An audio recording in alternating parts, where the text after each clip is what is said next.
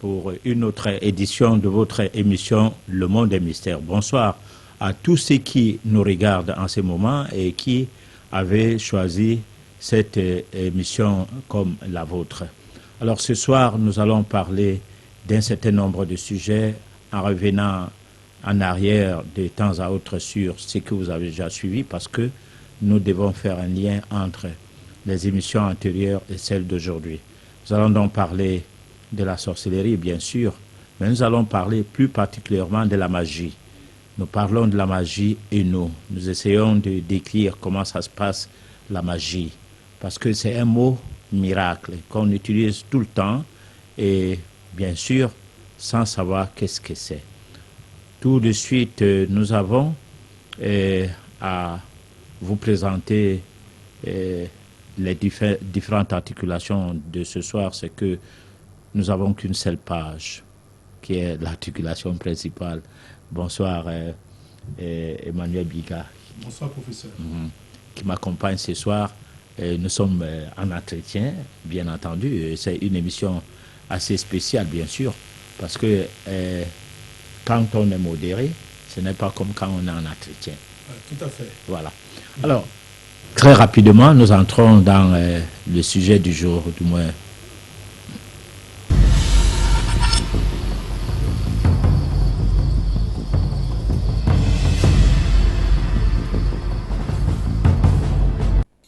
Les sorciers du temps moderne, négatifs ou positifs. Comme nous venons de le constater, il y a deux types de sorcellerie et deux types de sorciers. Celui qui la pratique dans le monde des ténèbres est notamment appelé le sorcier négatif. C'est sur lui que nous allons ouvrir le bal. Celui-ci peut obtenir instantanément tout ce qu'il désire par l'action conjurée de sa pensée, de sa volonté et ou d'un rituel basé sur des correspondances symboliques imaginaires. Ceci parce que, par principe, il maîtrise la chose occulte grâce à sa double perception qui peut être plus ou moins limitée selon son évolution. Toutefois, il est capable de percevoir la double dimension de tout ce qui existe. Le véritable mobile de la sorcellerie, c'est cette grande haine qui est à la base de tout.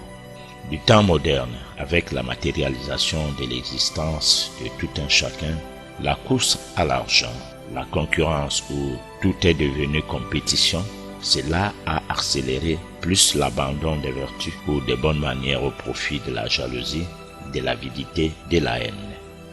Et à cet égard, cette haine s'est multipliée prenant de la dimension. Elle s'est développée chez toutes les personnes porteuses de germes négatifs innés ou corrompus par leur milieu. C'est d'ailleurs une des raisons qui aurait permis la modernisation de l'envoûtement et même de la sorcellerie à travers le monde, dans tous les domaines presque, afin de favoriser l'exploitation de l'homme par l'homme. Hier, quand on parlait de la sorcellerie, on ne voyait que les praticiens africains guérisseurs et autres, comme pour dire que seuls les peuples primitifs en pratiquent. Nous pensons que ceci aurait empêché de mieux définir la sorcellerie. Mais avec la période des cache-cache, on a dû oublier celle où des personnes étaient pourchassées en Europe par des imposteurs rois et ou autres dignitaires infâmes de cette société. On mettait à mort des innocents, accusés parfois à tort d'être des sorciers. Il y a eu une horrible guerre contre des sorciers imaginaires menée farouchement avec beaucoup de barbarie. Par exemple, le fait de mal rêver de son prochain et de vouloir le lui dire suffisait pour qu'on vous passe au bûcher d'inquisition pour être brûlé vif. Nous n'osons penser que c'est depuis cette période que parler de l'occultisme ou de la sorcellerie en Europe serait devenu une affaire démodée. Aujourd'hui, ceci est resté comme une tare, où parfois on n'en parle qu'en passant, quand bien même on y croit énormément, comme pour dire que c'est devenu une affaire personnelle, n'est-ce pas? Mais précisons que le sorcier qui œuvre dans le monde supérieur, c'est que son activité est menée pour le bien de tous, à l'intérêt de toute la communauté humaine. Il maîtrise les lois cosmiques. Il sait que les transgressés ferait du mal tant à autrui qu'à lui-même. Il est sans ignorer qu'un tort sur un individu entraîne des effets collatéraux sur le collectif. C'est là parce qu'il sait que l'ensemble des créatures, ou tout au moins tout ce qui existe, forme une seule chaîne, et que chacun de nous n'est qu'un maillon. Et c'est aussi que tuer une personne, une bête, etc., cela provoque la rupture de cette chaîne par le fait d'éliminer un maillon de celle-ci. Et que cela va engendrer une grande perturbation, ce qui va provoquer le dysfonctionnement de toute la chaîne. Et là, c'est la donne métaphysique. Pour la métaphysique, pour qu'il y ait absolument la paix entre les hommes, il faudra que l'ensemble des personnes de la communauté humaine sachent désormais poser des actes positifs pour le bien et par solidarité à l'intérêt de tous. C'est ce qui va sauver l'humanité du danger qu'il encourt depuis lors jusqu'aujourd'hui. Malheureusement, personne n'ose comprendre que tout ce que nous posons comme acte affecte l'esprit de tous les peuples de notre continent, comme une sorte de karma collectif qui veut que pour payer de nos fautes, on doit se mettre à se faire la guerre, à s'entretuer. Cela dure depuis des millénaires sans qu'on ne puisse le comprendre. On passe le temps à prêcher l'amour du prochain, ici et là, comme pour soigner la manifestation d'un mal en se moquant de sa cause. Précisons qu'il n'y a que des politiques sorcières, l'église gracieuse, des écoles d'assujettissement, des lois importées pour la sauvegarde de l'injustice. Et c'est là qu'en fin de compte, la sorcellerie finit par gagner du terrain sur toute la surface de la terre.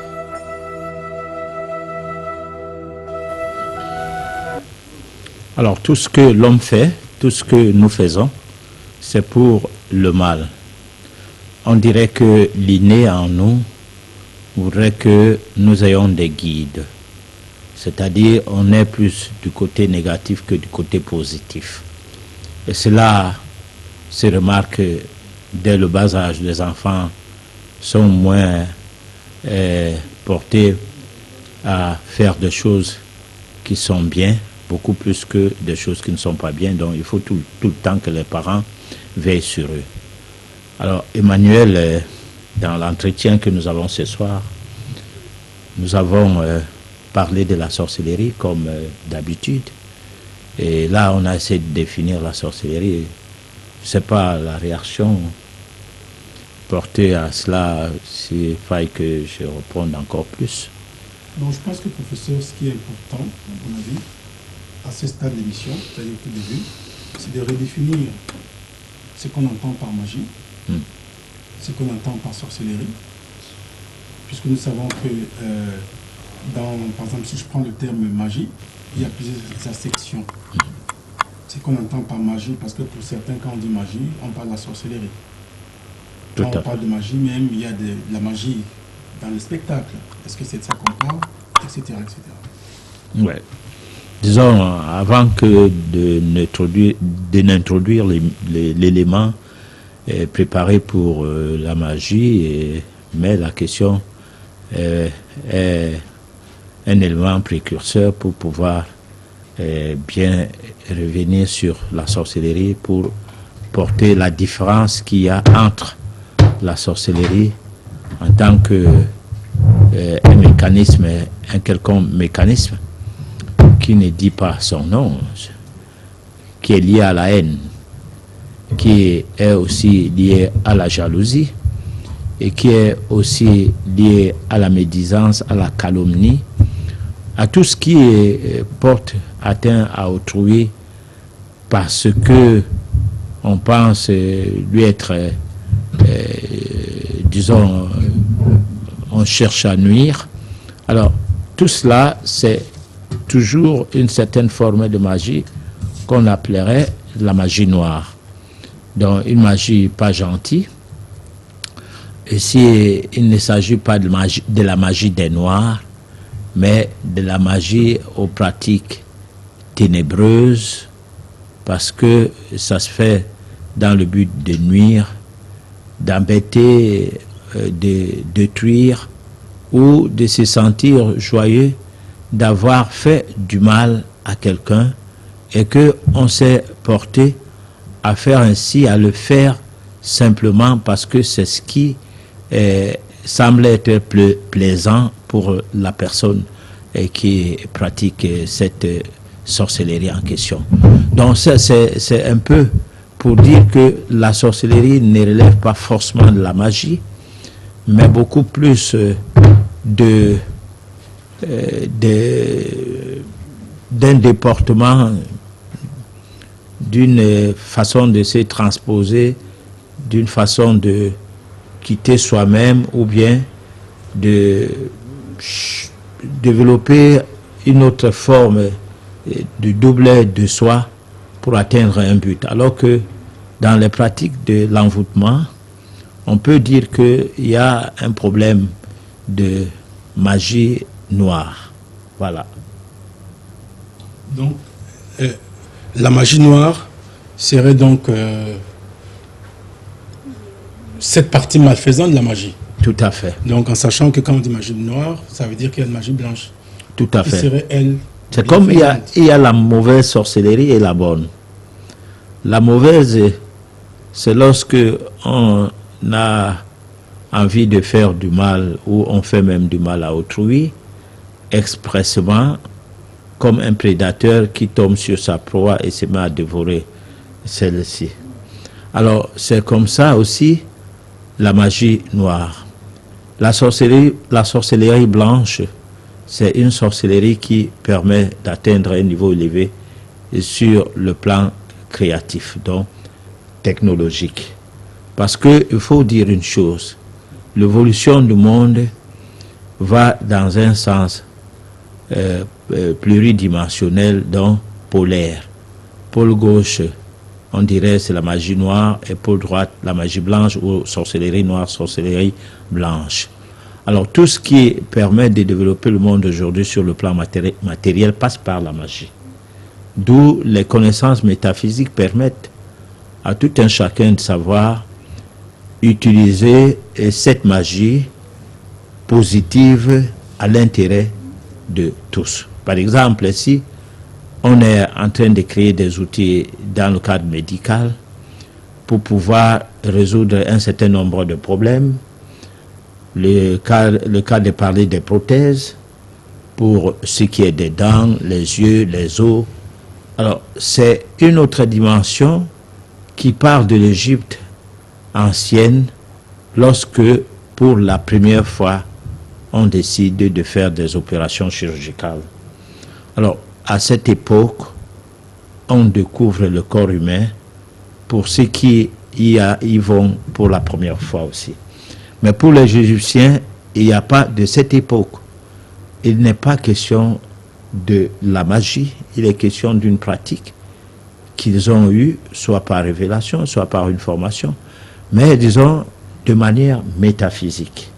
Alors c'est pour cette raison que tous les peuples du monde aujourd'hui, particulièrement les Occidentaux, ont à reconnaître la grandeur de l'Égypte, qui est la mère patrie pour tout ce qu'il y a comme élévation sur le plan matériel. Donc toutes les technologies sont héritières de la base technologique qui sort de l'Égypte. Et justement, professeur, voilà. Je voulais juste une petite parenthèse.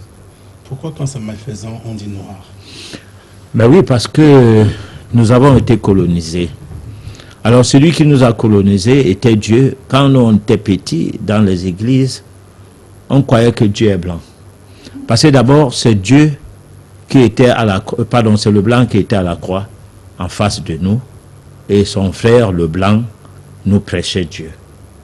Donc, il y avait une relation entre celui qui est accroché à la croix, ne fût-ce que Jésus, qu'il ne soit Jésus, et ce monsieur qui était devant nous, moi tout petit, il y avait un certain Père Michel qui avait une barbe qui tombait au niveau du bas-ventre, et blanc, qui s'était blanchi, et à la cathédrale de Bonadibon à Douala, au Cameroun, il y avait Dieu dessiné au mur.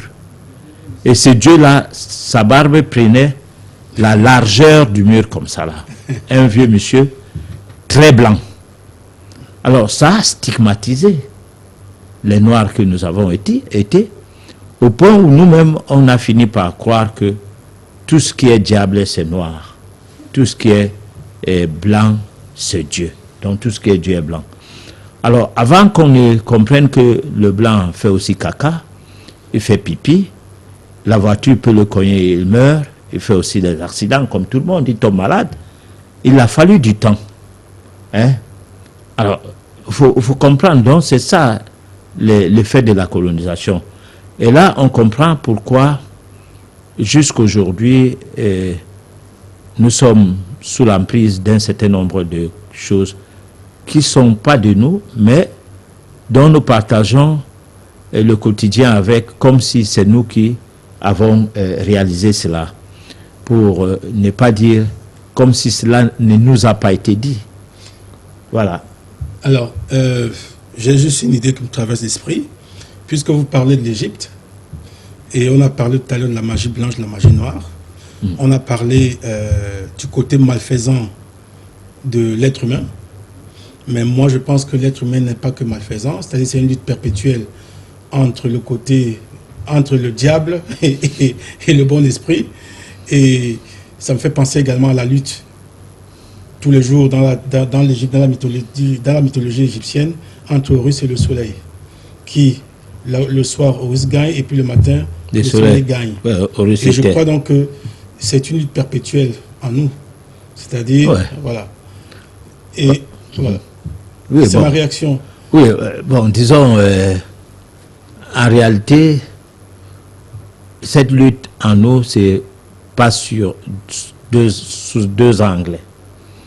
Alors, le côté mental, ou on peut dire le côté cerveau, pour parler terre à terre, et le côté immatériel, et qui peut aller dans le sens où on va mettre le cœur d'un côté, le cerveau de l'autre. Alors, le cœur, pour certains, c'est le siège de l'âme. Pour d'autres, non.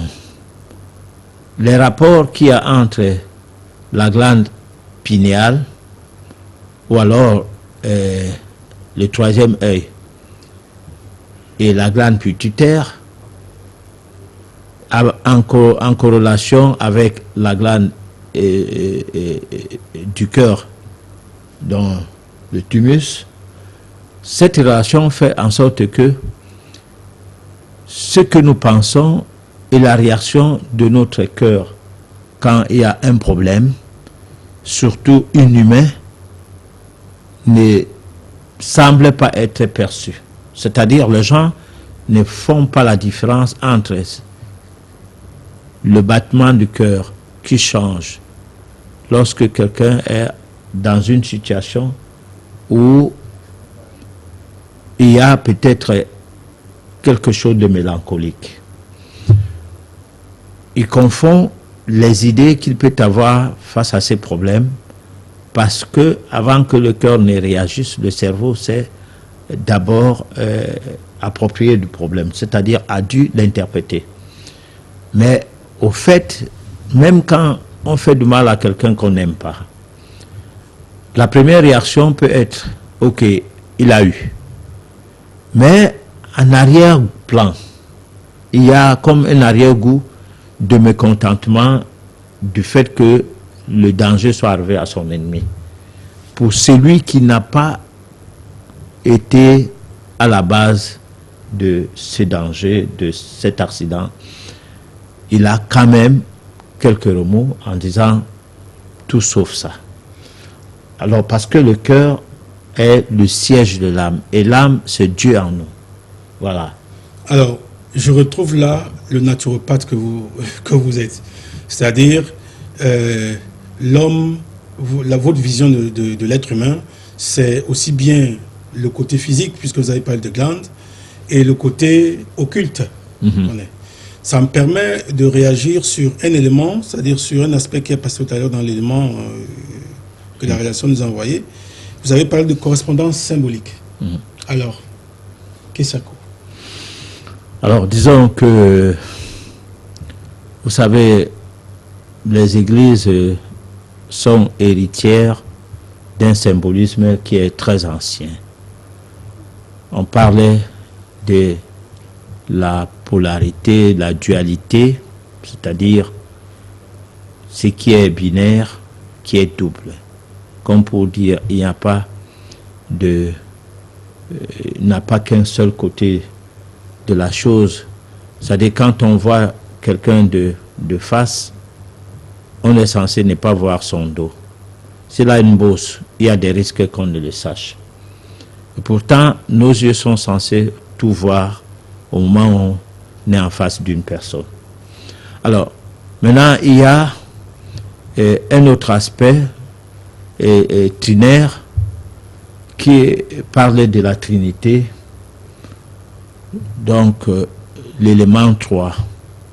Alors 3, ici, c'est le triangle de la manifestation créative, c'est-à-dire jamais 203. Alors, vous n'avez pas à redouter le fait de voir que les églises ont fait de Jésus le Fils de Dieu, et là d'un autre côté le Saint-Esprit, donc ça fait Dieu le Fils, Dieu le Père et Dieu le Saint-Esprit.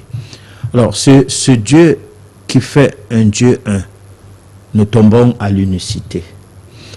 Tout ça c'est des vieux principes d'antiquité avant de plus de 30 000 ans, avant la religion, avant la Bible, avant la création, d'une certaine forme de croyance qui date de moins de 6 000 ans. Alors pourquoi? Parce que depuis toujours, l'homme a cherché à faire corps avec son Créateur, pour ceux qui sont créationnistes. Pour les non-créationnistes, pour ceux qui s'occupent de l'aspect révolutionnaire, des révolutionnaires, c'est-à-dire nous qui pensons que le monde est une émanation des forces suprêmes,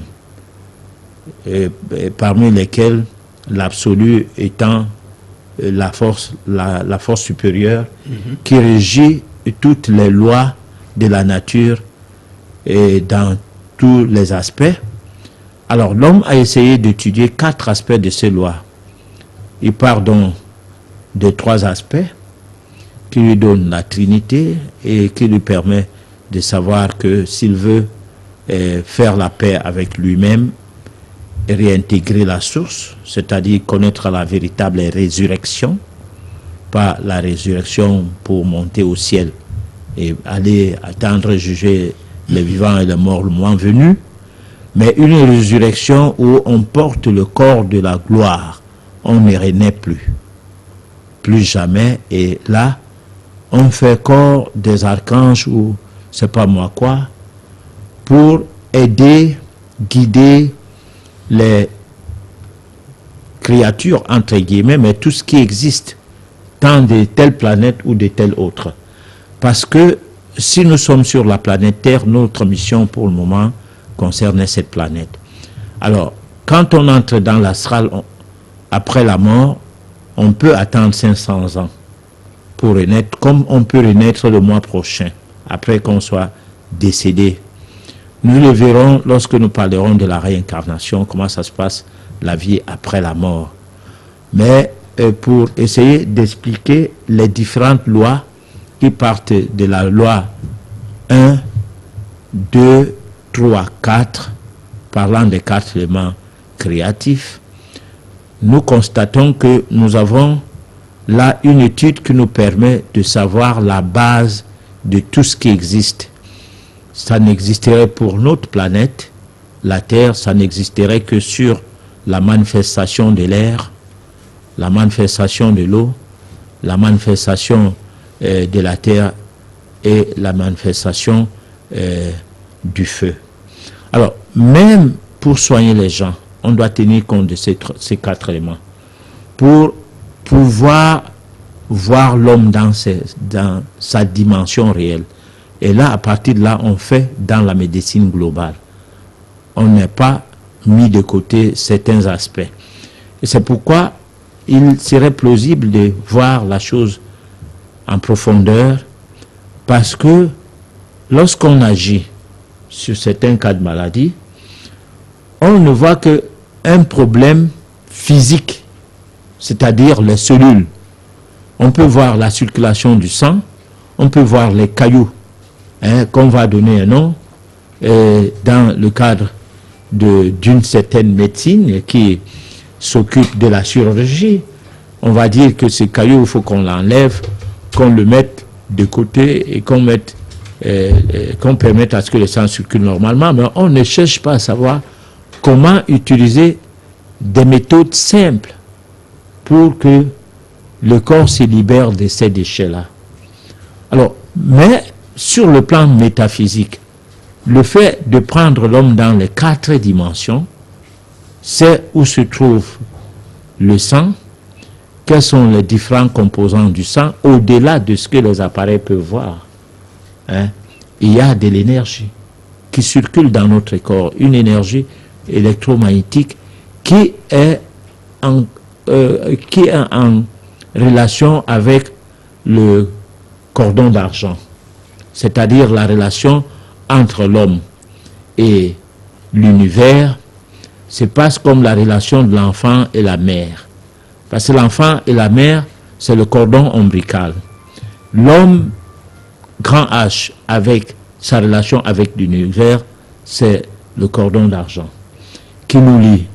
Qui fait que lorsqu'il est rompu, nous perdons complètement notre existence. Voilà. Mais quand vous parlez de cordon d'argent, est-ce qu'on est toujours dans nos correspondances symboliques? Est-ce que ces correspondances symboliques ont quelque chose à voir avec les humeurs? Mais bien sûr. Mais écoutez, il y a, quand on parlait des tempéraments, il y a 4 tempéraments.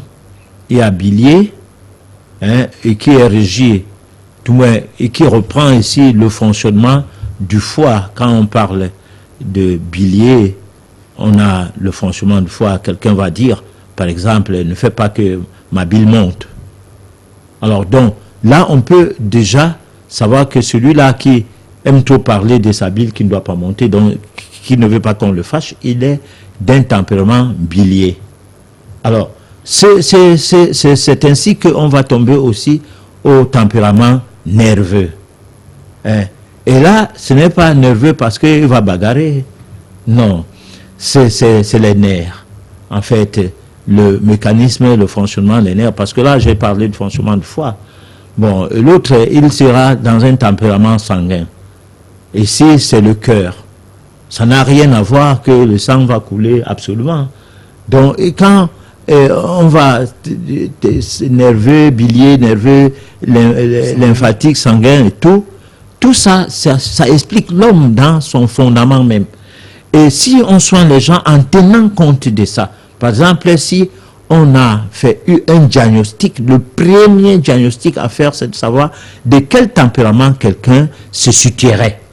Et là, vous avez un diagnostic qui vous permet de lire l'ensemble des maladies qu'il peut en être sujet du fait de la nature même qui est liée à l'inné, c'est-à-dire qui a une correspondance analogique avec cette personne. Ok, professeur. Si on peut donc soigner quelqu'un en tenant compte de ces correspondances, est-ce à dire que le sorcier, qui peut avoir donc la connaissance et correspondance, peut justement user de ceci pour jeter un sortilège ou nuire à autrui? Mais bien sûr. Mais le sorcier a plus de facilité de connaître ces choses que nous, parce que lui, il lit les tempéraments au-delà des yeux que nous portons sur nos têtes. Hein? Bon, il a une autre lecture du tempérament, c'est-à-dire il sait où il doit toucher, mettre du doigt pour perturber le fonctionnement de l'organisme. Parce qu'en fait, la maladie n'est qu'une notion de perturbation du fonctionnement de l'organisme. Au-delà de ça, la maladie n'est rien du tout. Si on remet l'ordre dans le corps, la maladie fout le camp. Et là, on n'a pas besoin de grandes interventions, même au-delà. On n'a même pas besoin de la chirurgie. Le chirurgien, c'est le sapeur-pompier qui arrive à un moment donné, à un moment crucial, pour sortir quelqu'un d'une situation quand ses confrères ont mis le feu dans le corps. Pourquoi? Parce que n'ayant pas la lecture fondamentale de ce que c'est que le tempérament en rapport ou en relation avec l'humain, alors vont se mettre dans tous les sens à intervenir. C'est pourquoi moi j'ai souvent dit que la science n'existe pas lorsque on n'a pas des bases de connaissances qui partent de l'observation, de l'expérimentation en vue d'un résultat. Les choses que le sorcier, lui, il maîtrise. Voilà. Mais bon, oui, professeur, l'être humain de tout le temps vit avec son environnement. Ça veut dire que jusqu'à présent, à ce stade de l'émission, on a parlé que des différentes dimensions de l'être humain. Ouais. C'est-à-dire, voilà. Mais on n'a pas fait allusion à son environnement. Est-ce que les mêmes correspondances, telles que vous avez définies tout à l'heure, existent également entre nous et notre environnement? Oui, et l'environnement, oui. Oui. Bon, disons... Je pense par exemple aux plantes, je pense à d'autres oui, êtres. mais bien sûr, c'est ce qu'on appelle l'analogie. C'est là la loi binaire. C'est-à-dire que il y a des plantes qui sont regroupées par rapport au tempérament. Les plantes aussi ont des tempéraments. Comme d'aucuns diraient que ça a un code génétique. Les plantes ont un rapport avec nous. Disons, passons à l'élément qui suit pour revenir après, continuer notre entretien. D'accord. La magie chez l'être humain est face aux choses. Pour garder l'équilibre et la convivialité, nous devons respecter l'ordre naturel de toutes choses, c'est-à-dire respecter tout ce qui existe dans l'univers. À cela, nous devons éviter toute forme de négativisme, entre autres la jalousie, le commérage, la calomnie, l'avidité, la médisance, la recherche des solutions faciles même dans le cadre des thérapies ou dans quoi que ce soit. Ceci laisse imaginer que tout n'est qu'un ensemble dans un tout universel, une chaîne où chacun de nous n'est qu'un maillon. Pour une chaîne, il n'est que normal que ces maillons soient en bon état, bien engraissés, intacts dans leur mouvement, ce qui permettra à la chaîne de bien fonctionner. En retour, ceci sera à l'intérêt de l'ensemble de ses composants et c'est tout cet ensemble qui gagnera en efficacité et en longévité. Alors, la question qui tarote les esprits est de savoir comment faire pour être à l'abri de la sorcellerie ou de l'envoûtement. Réponse: il faudrait tout d'abord gagner à n'importe quel prix l'équilibre et l'harmonie par l'amour et non par l'epscotrope. C'est-à-dire qu'en tant que maillon parmi tant d'autres, nous devons éviter que par nous, cette chaîne de cet ensemble humain ne soit sujette d'un handicap. Nous devons s'assurer que nous-mêmes, nous ne représentons pas un obstacle susceptible d'empêcher le bon fonctionnement de la dite chaîne. Rappelons qu'il n'y a pas de magie plus forte, plus puissante que l'amour. Il ne s'agit pas d'aimer dans le sens du cœur, mais de maîtriser l'adéquation pensée, parole et acte, et ce à l'égard de tout ce qui existe. C'est aussi là la base de toute magie. Eh bien, la magie, on en parle tant, mais qu'en est-il donc? Elle peut être considérée à la fois comme science et comme art. Comme science, elle s'ouvre à tout ce qui l'étudie dans toute sa profondeur. Et dès que l'étudiant y atteint un bon degré de maîtrise, il devient une personne tout autre, un magus, et non un magicien. Un tel enseignement est-il basé sur le devoir à présenter à un auteur qui demanderait à celui-ci: as-tu fait ton devoir? Bien sûr que non. Ici, on n'apprend pas pour apprendre, mais pour comprendre. Parce que cette étude permet de parvenir à la connaissance totale. Il ne s'agit pas là d'un formatage du cerveau, mais d'une acquisition des connaissances dans le vrai sens du terme. Grâce à une telle connaissance, le postulant ou l'étudiant en magie, voire en métaphysique, deviendra finalement magiste. C'est là parce que désormais, il aura acquis pour l'essentiel des connaissances nécessaires qui le met en position de toutes les techniques de l'art magique. Tout ceci, toutefois, il est dit que celui qui veut entrer dans le sanctuaire secret de l'occulte ou le royaume divin doit être à même de transcender la nature première et secondaire de chaque chose. Ce n'est qu'à ce stade que le postulant franchit les portes du monde des mystères pour accéder finalement le haut niveau qui lui permettra d'atteindre les grades de magiste, c'est-à-dire que ce n'est que par là qu'il pourra accéder le plan spirituel dans un premier temps et divin plus tard, et ceci après un travail de persévérance et d'acharnement sur soi-même. Ce genre d'acharnement va lui permettre d'atteindre le plus haut niveau de la spiritualité grâce à la magie divine, stade où il commencera par capter finalement le fluide magnétique universel et qu'avec un peu de maîtrise d'un certain nombre de règles et de lois de la nature, finalement il sera à la hauteur de redistribuer ce fluide magnétique emmagasiné à tous ceux au-delà de soi et même de son entourage ou de son environnement. Ceci étant, on doit d'abord passer par la magie astrale, là où se réalisent des grandes œuvres du genre guérison miraculeuse des malades en situation totale de désespoir. La maîtrise de la magie astrale finira par permettre de maîtriser de manière globale une autre magie, plus simple, mais plus subtile, autrement nommée la magie naturelle.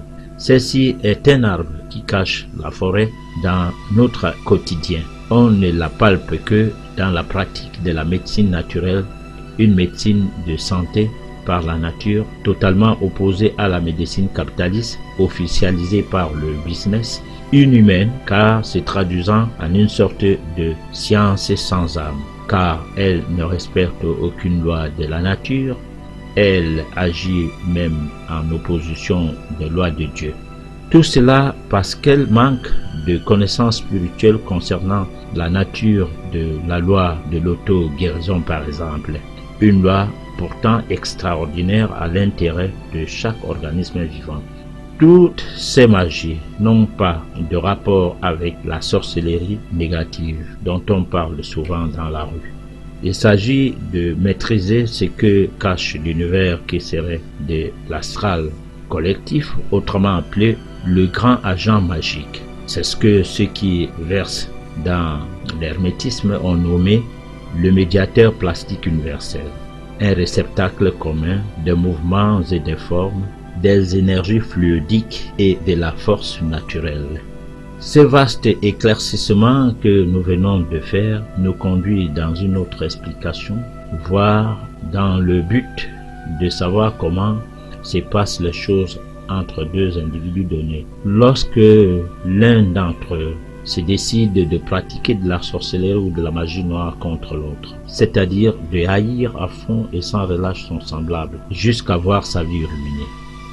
Mais au-delà de toute haine, de toutes sortes de méchanceté, ce n'est toujours pas facile d'atteindre son ennemi, car il n'est pas établi de manière formelle que tous ceux qui veulent nuire à autrui par le biais de la haine ou de la sorcellerie, de tout ce que nous avons cité ci-dessus, réussissent toujours à le faire. Toutefois, il y a des personnes qui vont tout faire pour voir souffrir de gens qu'elles n'aiment pas, mais ce n'est toujours pas facile à celles-ci de satisfaire leurs désirs.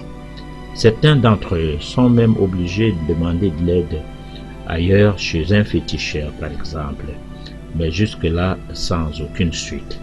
Il n'est pas forcément question d'une quelconque protection qui aurait fait effet, comme pour réaliser que la personne à abattre aurait échappé de plus belle. Mais alors, qu'en est-il donc?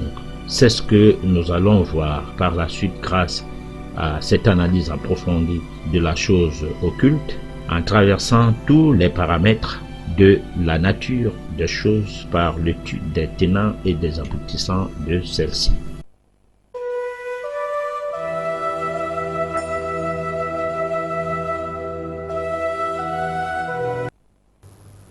Ok, la magie, vous avez compris, hein? Il y a la magie est dans un sens. C'est un mot qu'on utilise à tort. C'est comme on utilise aussi à tort la science. Ça, n'importe qui vient et dit je suis scientifique. C'est de même comme certaines personnes ont dit qu'ils sont des magiciens. Alors, mais peut-être parce que tous ceux qui pensent, étant donné que nous tous, nous sommes pourvus de censés penser, avoir des pensées, ça veut donc dire que nous sommes tous des magiciens, mais ce n'est pas là le propre de l'explication à donner à la magie. Voilà, Emmanuel. Ben, professeur, je crois que l'élément qui vient de passer rejoint un peu notre discussion de tout à l'heure. Oui. C'est-à-dire, voilà, notre entretien, c'est-à-dire le rapport qu'il peut y avoir entre nos différentes dimensions et la nature. Mm-hmm. D'ailleurs, ça me fait penser qu'il y a des questions. Je viens de recevoir des SMS ici, où des gens posent vraiment des questions, par exemple, sur le rapport qu'il y a entre l'envoûtement et le citron, par exemple. Et je crois que ça nous ouvre là, évidemment on est en métaphysique, ça nous ouvre un univers inconnu pour le commun des mortels, mais qu'il faut pourtant aller chercher et essayer de trouver des liens entre ces différents éléments de nature. Je ne veux pas parler de naturopathie, en faisant penser c'est-à-dire en me rappelant de quelques bribes d'Hippocrate qui dit que notre modèle, nous les êtres humains, devait être la nature. Tout à fait. Voilà. Bon, de toute façon, tout à l'heure, en sortant du premier élément pour entrer à l'élément qui vient d'être présenté, il était question de parler de l'analogie des autres éléments par rapport à la végétation. Tout à fait. Alors, j'étais en train de dire qu'il y a un problème vraiment d'analogie et qui voudrait que certains métaux nous soient des outils ou des instruments porte-bonheur. Pourquoi? Parce que ces métaux ont une relation tempéramentale, si tu me permets l'expression, par rapport à l'individu. Il suffit de savoir que si vous aviez tel métal, ça correspond à tel élément, et vous aussi vous correspondez à cet élément pour pouvoir utiliser ces métals comme... Ces métaux. Oui, le métal, quoi, comme porte-bonheur. Alors, de même, on fait des parfums. Quand il m'arrive à faire un parfum à l'intérêt d'une personne pour un cas précis, je prends son tempérament selon les cas. Parce que il y a des tempéraments opposés et il y a des tempéraments amis. C'est pourquoi c'est 4. Ça s'embrasse comme ça. Ce qui est opposé, vous pouvez prendre ça pour faire du mal. Et ce qui est ami, vous pouvez prendre ça pour faire du bien. Alors, quand on envoûte quelqu'un, quand c'est la sorcellerie, on utilise tous les éléments opposés à la personne pour faire la réparation des vibrations de cette personne-là. C'est pourquoi, tu vois, en psychiatrie, il y a des choses qu'on ne peut pas comprendre. Parce que ça ne relève pas de la compétence d'une certaine forme d'enseignement qui, en fait, ne va pas en profondeur pour reconnaître que l'univers est une chose, les industries en ont une autre, en sont une autre. Alors, c'est pour cela que quand quelqu'un est fou, on peut, à partir de son nom, de sa date de naissance, dégager son tempérament et voir dans le cadre analogique les plantes qui peuvent l'aider. Parce que, par exemple, quelqu'un qui est de nature lymphatique peut devenir facilement fou, contrairement à celui qui est de nature sanguine. Donc vous voulez dire, professeur, qu'on est avec une prédisposition, c'est-à-dire selon le tempérament qu'on a. Oui, on a des maladies qui nous attendent par rapport à notre tempérament. On peut avoir un cancer, on peut avoir, c'est pas moi, un fibrome, on peut avoir des troubles de battement de cœur, dont des problèmes liés à la cardiologie.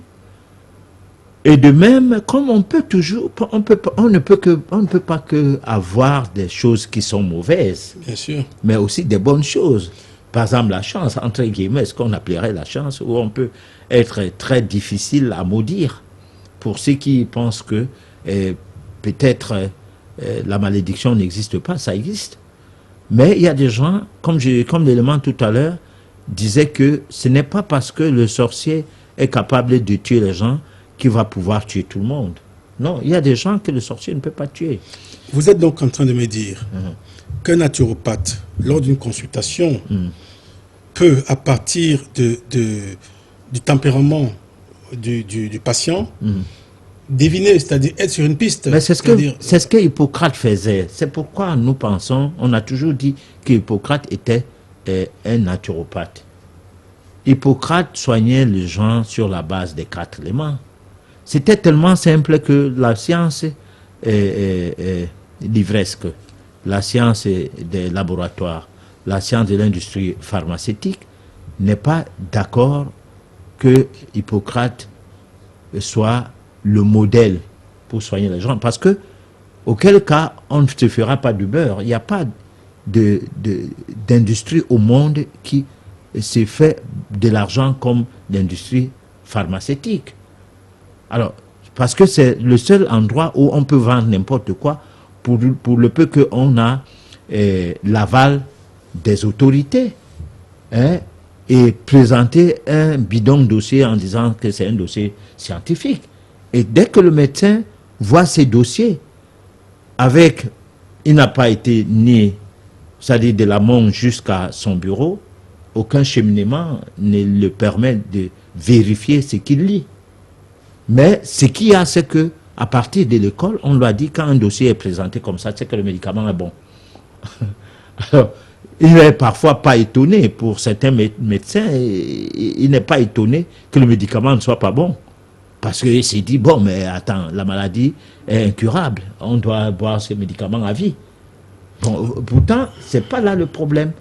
Par contre, si on va dans le sens à décrypter, du moins pas à décrypter, hein, parce que décrypter, c'est comme pour dire que c'est difficile, non, à chercher à comprendre les bases du fonctionnement de l'être humain que nous sommes par rapport à l'univers, c'est-à-dire au cosmos, la place de l'homme dans l'univers, hein, en fonction des différents règnes, le monde du moins minéral, le monde végétal et le monde animal, où nous sommes pas très loin de ce monde, puisque d'aucuns, ce matin j'étais en entretien avec des pasteurs à une des radios que je ne vais pas citer ici. Alors, et quand j'ai parlé des animaux, que nous sommes des animaux, eux se sont mis à raconter des histoires. Mais ça ne fait pas longtemps, les panthères nous mangeaient, parce que l'homme a été toujours la viande prisée de panthère. C'est pourquoi à l'ouest, quand tu tuais le panthère, mais attends, la panthère, je veux dire, quand tu tuais une panthère, ça devenait, tu devenais roi. Alors, par contre, le lion, à croiser un lion face à face et à rester fixé sur le lion, il va se dérober, il va partir. Mais la panthère, vous ne pouvez pas l'influencer de vos yeux. Il faut utiliser d'autres méthodes. Alors, c'est pourquoi j'ai dit, nous sommes des animaux. Nous avons la même chair que les animaux. Si on nous met dans la marmite, on va cuire normalement. Hein, on va le manger tranquillement. Hein. Parce qu'il y en a toujours des peuples qui jusqu'à aujourd'hui continuent à manger la chair humaine. Voilà. Professeur, tout à l'heure, vous avez parlé des métaux. Et de la correspondance qu'il pouvait y avoir entre notre tempérament et un métal bien précis. Mais est-ce que cette même chose existe avec les plantes? C'est-à-dire, au lieu d'ingurgiter une plante, la mâcher ou faire un cataplasme, est-ce qu'en portant par exemple une plante, une écorce, etc., est-ce qu'on retrouve les mêmes vibrations qu'on pourrait retrouver par exemple à travers un métal? Mais bien sûr. Vous savez d'où ça vient cette analogie ou bien cette influence magnétique et électromagnétique? Simplement parce que dans notre corps circulent les métaux à travers le sang. Dans notre corps se trouve la végétation à travers le système néuro-végétatif. Et dans notre corps se trouve la chair, les viscères et tout, comme chez les animaux. Ça veut dire quoi? Ça veut dire que nous pouvons prendre l'os d'un animal et l'utiliser comme un porte-bonheur ou bien quelque chose pour se protéger. De même, nous pouvons utiliser un bout de plante, soit une écorce, soit une petite tige qu'on glisse dans la poche, et là, le sorcier a la difficulté de vous atteindre. Simplement parce que il y a un rapport entre nous et ces autres créatures qui font partie du monde que nous avons traversé et dont nous, aujourd'hui, nous sommes le résumé. Et je pense que c'est pour cette raison que l'homme se permet le droit de croire qu'il est au-dessus de toutes les autres créatures. Mais non, nous sommes que le résumé de ces trois petits règnes dans un univers aussi vaste qu'on ne puisse imaginer. Voilà. Je comprends parfaitement. Voilà. Alors, on va peut-être pas rentrer, vous n'allez peut-être pas rentrer ce soir dans des formules, parce que le but de l'émission, c'est pas de faire des milliers de sorciers. Oui, bon, mais il y a des questions. Oui, déjà, on signale que d'aucuns qui veulent continuer, parce que là, on a eu des questions de gens qui connaissent déjà le numéro, oui. Mais d'autres qui prennent l'émission pour la première fois, et le numéro qui va s'afficher au bas de leurs petits écrans, les permettra. Il y a un certain nombre de SMS, mais on va pour des besoins pratiques lire peut-être 3 SMS en même temps, parce que à mon avis, ils vont tous à peu près voilà, dans le même sens. Qui va dans le même sens, oui. Bonsoir, professeur. S'il vous plaît, comment pouvez-vous nous développer la puissance naturelle, innée en vous pour éviter d'être atteint par un sorcier? Bon, disons, on peut le faire. C'est pourquoi on a parlé des cours de métaphysique. On peut... c'est très délicat parce que je constate une chose. Si, par le passé, lorsque je faisais la promotion de la médecine naturelle, j'allais d'hôtel en hôtel en Afrique centrale, en Afrique de l'Ouest, comme quelqu'un qui prend le bâton de pèlerinage, et le mot naturopathie a mordu. Mais aujourd'hui, qui sont naturopathes? C'est les tradipraticiens d'hier.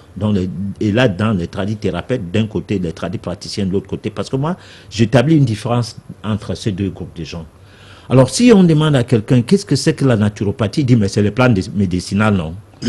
Ah, mais non, c'est l'art de vivre naturellement. Alors, nous avons besoin que les gens prennent cette émission au sérieux et nous n'allons pas en faire une émission à sensation. C'est-à-dire faire comme certains de nos amis qui viennent à l'antenne pour montrer qu'ils sont trop forts. Ils disent allumez la bougie comme ça, prenez-le comme ceci ou comme cela. Nous allons le faire dans le cadre des ateliers. Ces ateliers seront organisés et nous allons vous communiquer le moment venu les dates et les lieux où vous pouvez vous retrouver pour ceux qui sont au Cameroun. Ceux qui sont à l'étranger, nous sommes en train d'étudier, c'est même ce qui fait le retard, un système vidéoconférence qui permet à ce que si vous avez votre webcam, vous pouvez vous connecter sur le net au même moment que les autres qui sont au Cameroun et suivent, vous aussi vous suivez. C'est ce qui fait le retard dans ce travail d'atelier. Je pense que c'est le seul travail et c'est le seul cadre qui va faire en sorte que nous puissions élever le niveau des gens sans instrumentaliser l'émission comme une émission de recettes. Des recettes pour les apprentis sorciers. Voilà. Bonsoir professeur, je voudrais savoir s'il est possible de chasser les esprits, car je pense être possédé par un esprit. Mais oui, si vous êtes possédé par un esprit, il est possible de le chasser, parce que nous avons dit qu'il y a dans l'univers l'analogie des choses opposées à d'autres, et si on les utilise, on arrive à des fins telles que un esprit qui voulait élire domicile dans votre corps se voit obligé de foutre le camp, et vous vous en débarrasserez de cet esprit en question. Voilà. Bonsoir. et merci pour votre excellente émission. Je souhaiterais que vous nous rappeliez le mécanisme de désenvoûtement par l'eau et par le citron. Ouais. Alors, quand on était petit, on disait la radio ne répète pas. Soyez attentifs quand on dit des choses. Pour l'eau, nous n'avons pas de verre. Pour le citron, on a dit que la partie de haut du citron qui est accrochée à l'arbre, le citronnier, à travers ses branches, et qui parfois porte même les feuilles, cette partie, vous le coupez de vos dents, vous la coupez de vos dents, permettez, hein, parce que la meilleure façon de communiquer, c'est de ne pas s'occuper des articles, parce que la langue française, c'est la plus bête des langues, qui assujettit les gens et qui les empêche de dire ce qu'ils vont, parce qu'ils réfléchissent. Bête ou riche? Non, bête. D'accord. Parce que 4641 terminaisons, personne ne connaît ces terminaisons, même le plus grand français des Français, même les agrégés. Mais ils savent que leur langue a 1641 terminaisons. Donc moi je dis c'est une des bêtes langues. Bon, cependant, on l'enrichit au fur et à mesure. On n'a pas refusé que nous enrichissons les nôtres. Tant pis pour nous aussi. Bon, mais on ne peut pas communiquer autrement. Nous sommes obligés de communiquer avec. Bon, donc je disais que la partie du haut du citron doit être coupée des dents et mâchée minutieusement et avaler ce que vous aurez mâché. Entre-temps, vous pressez le citron, vous le sucez en mâchant bien sûr cette partie. Et puis, faire en sorte que ce citron, vous puissiez vous oindre la face avec le geste de ça, de la peau du citron que vous aurez pressé, et ça va dégager de l'essence, et vous allez vous mettre ça sur la face. Ça peut vous permettre de vous protéger contre un certain nombre de faits maléfiques, bien sûr. Et vous pouvez le faire le matin en sortant de vos maisons, comme vous pouvez le faire aussi le soir avant de dormir, ça dépend. Voilà. Mais il y a plein d'autres choses qu'on peut bien faire. Je regrette ne pas, après votre recette, là, je regrette de ne pas être producteur de citron. Parce qu'à mon avis, dans les jours qui viennent. Oui, okay. C'est ça. Bonsoir, professeur. J'aimerais savoir si le sida est aussi métaphysique. Mais oui. Et voilà. Merci. Comment peut-on contrer ce genre d'attaque? Il n'y a aucune maladie qui ne soit métaphysique, puisque j'ai parlé tout à l'heure que l'homme est, de par sa base, est contrôlé par 4 éléments. Et j'ai cité les 4 éléments en donnant les aspects généraux qu'obéissent chaque tempérament. Ça, les biliers, nerveux, sanguin, lymphatique. Alors, donc, il n'y a aucune maladie qu'en métaphysique, on ne peut rien faire. Aucune. Là, je me porte en faux. Donc, vous voulez dire qu'il y a une dimension, je sais très très bien que en principe, en naturothérapie, il n'y a pas de scanner. Ah, donc, vous voulez dire que vous avez donc un scanner? Ça, c'est des petits mots. Je reçois un médecin ici pour rigoler avec moi. Il commence à dire, vous avez... Non, on a le scanner. Lui qui il a le scanner d'abord. Premièrement, je ne sais pas qu'est-ce que c'est que le scanner. Le scanner, aucun médecin ne fabrique de scanner. Et le scanner, c'est quoi? C'est quelque chose qui voit le corps d'une manière matérielle, d'une manière physique. Au-delà de l'aspect physique, le scanner ne voit plus rien. Donc ce n'est pas... Ça dit, c'est des petits mots comme avant, quand on disait j'ai l'ordinateur, tout le monde ouvrait la bouche. Oh, aujourd'hui, l'ordinateur, c'est à la portée de tout le monde. De même, n'importe qui a son argent aura un scanner. Il n'a pas besoin d'être médecin. C'est seulement parce que ça coûte cher. Bonsoir à vous au studio. Je voudrais savoir comment me protéger des mauvais esprits qui m'entourent. Alors, j'ai donné une recette sur le citron. Eh bien, je crois que vous avez noté. Essayez d'utiliser ça, on va voir. Mais sinon, appelez-nous au numéro de contact qui va s'afficher au bas de votre petit écran hors antenne. Et surtout dès demain, et prendre rendez-vous si vous êtes à Douala ou bien au Cameroun. Et on verra votre problème. Bonsoir, professeur. Est-ce que tout le monde peut pratiquer la magie? Si oui, comment faire? Herman de Bali. Tout le monde peut pratiquer la magie, comme tout le monde peut devenir médecin, comme tout le monde peut être pasteur, comme tout le monde peut être, je ne sais pas moi, chauffeur. Mais c'est vrai qu'il y a dans tout le monde ceux qui sont courageux et ceux qui ne le sont pas. Par exemple, moi j'ai toujours dit, de tout le corps médical, je respecte les chirurgiens. Parce que moi, je ne suis pas courageux de voir le sang. Quand le sang coule quelque part, ça m'embête. Le chirurgien, lui, non seulement il est technique, et il est scientifique dans ce corps. C'est lui le scientifique, en fait, parce qu'il explique ce qu'il fait. Pendant que les autres prescrivent des choses qu'ils ne savent pas qu'est-ce que c'est. Alors donc, je pense que tout le monde peut être tout, mais il faut être très courageux. Bonsoir, professeur. Voilà. Quelqu'un m'a promis la mort de façon mystique. J'ai besoin de votre aide.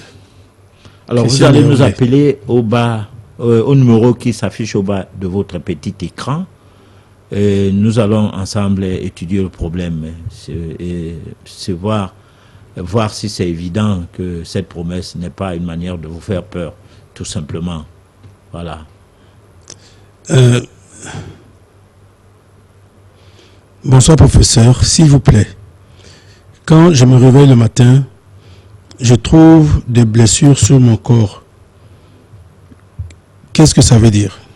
Ouais, je vais un peu raconter une petite anecdote à ces téléspectateurs.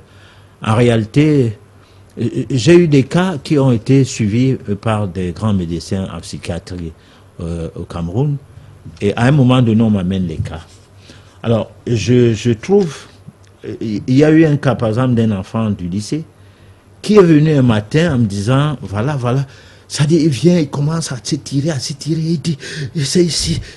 Et quelques instants après, il a des parties, le bras qui est coupé comme si c'était des lames de rasoir. J'ai filmé ça. J'ai encore cette image jusqu'aujourd'hui. Quand l'énergie négative, qu'on peut appeler l'esprit, pénètre sa tête, ça descend, vous voyez comment ça marche. Alors, comment on peut dire en médecine qu'on peut soigner le cerveau à ces moments précis? Parce que l'esprit, c'est le cerveau. Alors qu'il y a une manifestation qui est physique, déjà même sur la peau. Et on voit comme si c'est des vers qui partent du haut vers le bas. Et là, à un moment donné, comme s'il y avait des lames de rasoir qui sont passées par là, ça se manifeste. Alors, donc, l'esprit, vous allez nous contacter au numéro qui s'affiche au bas de votre petit écran. Nous en parlerons peut-être dans un sens que cela vous soit utile. Bonsoir, professeur. Est-ce que les maladies héréditaires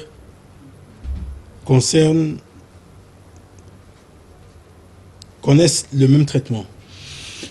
Métaphysique, je crois bien. Oui, j'imagine. Oui, mais toutes les maladies sont métaphysiques. Voilà, donc toutes les maladies sont métaphysiques. Là, il n'y a même pas un problème avant que ça ne soit physique. Toutes les maladies commencent d'abord par le côté subconscient, supraconscient, subconscient, psychique et physique. Donc, ça subit les étapes. Et quand ça arrive au niveau physique, là, on va à l'hôpital, on a l'impression qu'on vient de tomber malade. On ne tombe pas malade, on devient malade. On le devient à long terme pour arriver à moyen terme à la manifestation que la cause est là depuis toujours. Voilà, alors je crois que nous n'avons pas fait plus que nous ne le pouvons, Emmanuel. Hein? Oui, surtout que nous ne pouvons pas... Non, on n'a fait que ce qui est le meilleur de nous-mêmes. Oui, nous ne pouvons pas épuiser le nombre de questions, Voilà. le nombre de SMS qui n'arrivent pas. Alors qui donc, n'arrêtent pas de tomber. nous disons au revoir à tous les téléspectateurs qui nous ont suivis ce soir et nous remercions la régie de tout le travail que ces jeunes font pour cette chaîne, ainsi que à Madame Dinali, pour une première fois, j'ai dit merci à cette grande dame, voilà comment. Je dirais aussi merci à ces dames, la promotrice de cette chaîne, donc de cette émission. Tout à fait. Voilà. Et ainsi que la technique. Au revoir et à dimanche prochain, tout en sachant que la rediffusion, ça se passe mercredi dès 16h Et dimanche prochain, c'est à partir de 22h. Merci.